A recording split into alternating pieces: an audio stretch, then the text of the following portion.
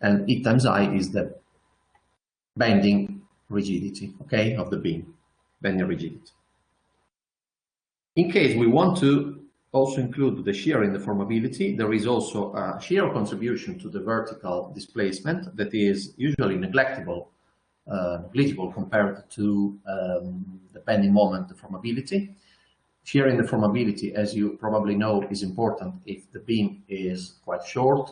So for beams that are not too slender, if the beam is very long with a small depth, shear in deformability is not fundamental, is negligible compared to bending deformability, so it can be neglected. If the beam is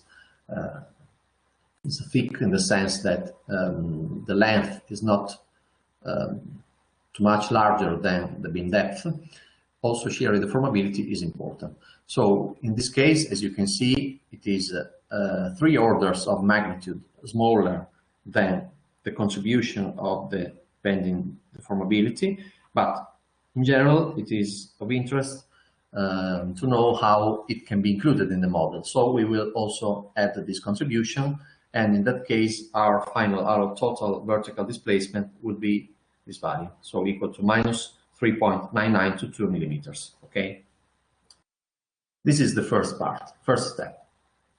Then, if we have time, today we will talk about internal stresses, otherwise we will do that the next time. Okay, now let's move to the Lusas code and let's start modeling our structure.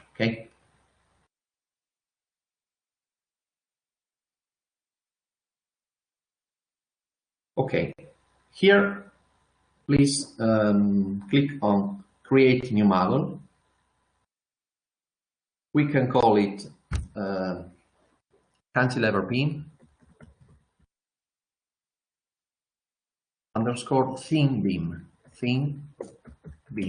That will be our first model. Cantilever beam, thin beam. Save wherever you prefer and go next. Okay, click the OK button. Okay, close the tips. Okay, here we are.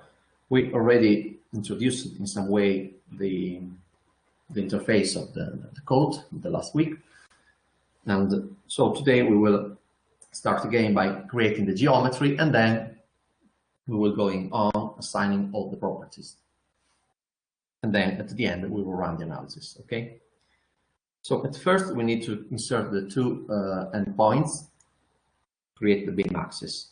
So we go on new points as we have seen the last week. So new point here below utility, new point. Okay, I put, for example, coordinates 1,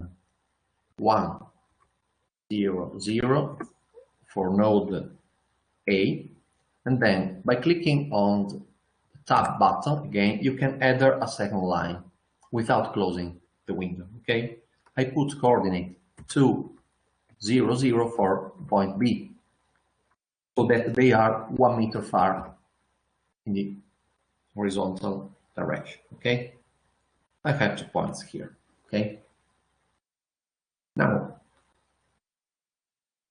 by clicking, maintaining the finger on the left button of the mouse, you can create a window and selecting both points. Otherwise, select the first point, click Ctrl and select the second one to select both of them. Once they are selected, click on new line command, and create the line. Okay, and wait a minute.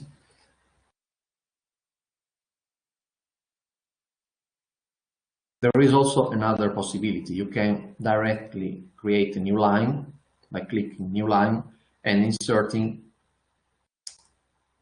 new line by coordinates, inserting first and second node of the line, first point and last point, starting and end point. Okay, so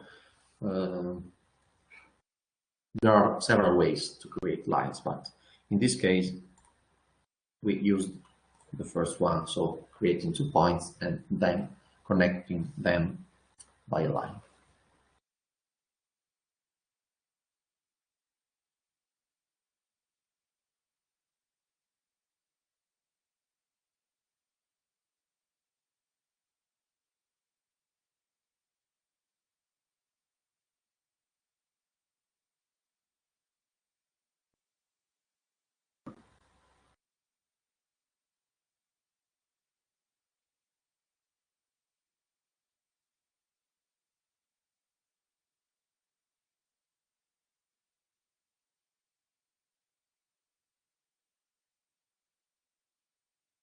Coordinates were point A were 1, 0, 0, and point B and 2,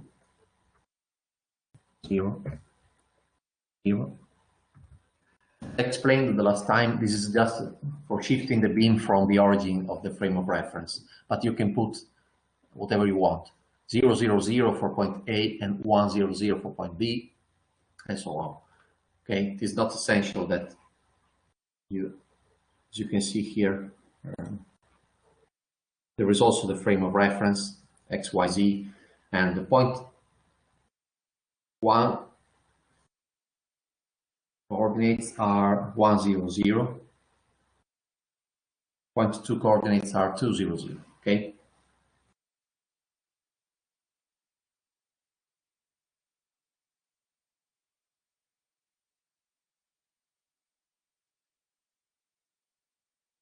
To create the line, you need to select both nodes. For example, the one at first, then click on Control button, select the second node. They become black, they appear in black once selected. Then go here and click below bridge, the main on the top here. Below bridge there is a new line. Just click on new line and the pink line will appear. Okay.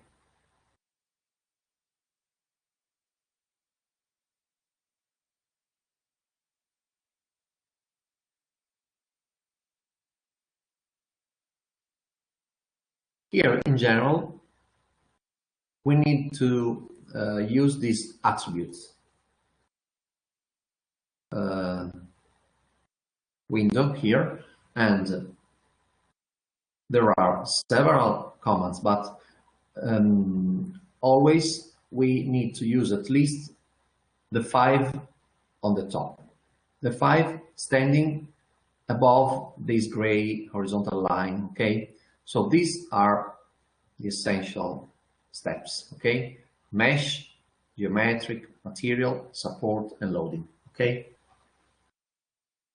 You can enter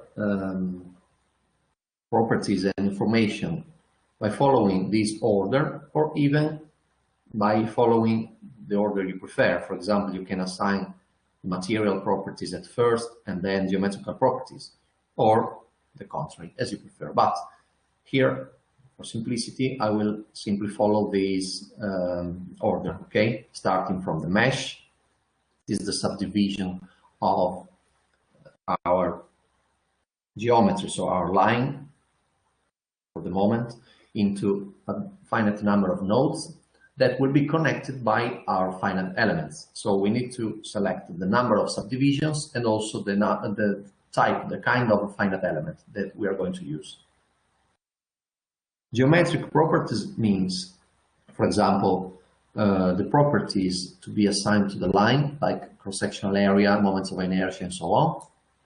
Or, but we will see that in the future,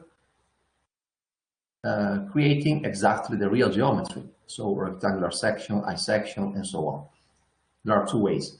We will start from the easiest one, where we simply assign the geometrical properties to the beam axis. Then material properties, that would be isotropic, elastic for us. Okay. Then support, in that case, just fix the support at node A, point 1. And then the loading, that in this case is simply a vertical force at node B, okay? Let me check if you, I think that you were able to create the line, okay? I hope so. So we can